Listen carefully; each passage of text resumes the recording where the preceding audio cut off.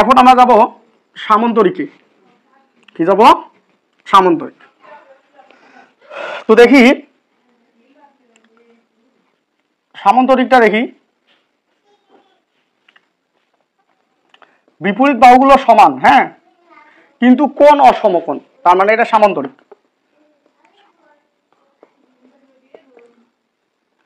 সামান্তরিক সামান্তরিক হ্যাঁ।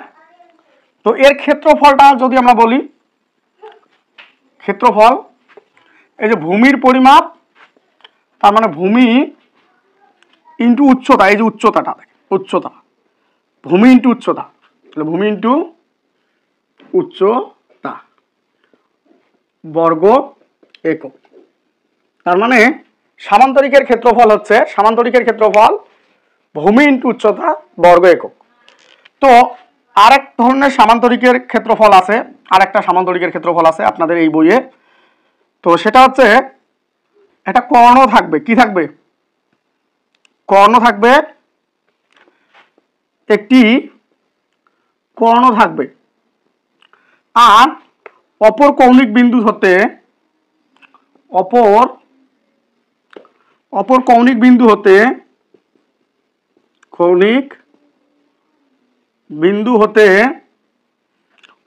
অঙ্কিত, ওই কর্ণের উপর অঙ্কিত লম্বের দৈর্ঘ্য যদি জানা থাকে, দেখেন একটা কর্ণ আর একটা কৌণিক বিন্দু হতে অঙ্কিত লম্বের দৈর্ঘ্যটাকে এ ধরলাম, আর কর্ণটাকে আমি কে ধরলাম। একটি কর্ণ এবং অপর কৌণিক বিন্দু হতে কর্ণের উপর লম্ব, লম্ব দূরত্ব জানা থাকলে, দূরত্ব দেয়া থাকলে ক্ষেত্রফলটা হবে, ক্ষেত্রফলটা হবে এই যে দেখেন কর্ণ, ক্ষেত্রফলটা হবে কর্ণ ইন্টু উচ্চতা, হ্যাঁ, কর্ণ ইন্টু উচ্চতা বর্গ একক, বর্গ একক।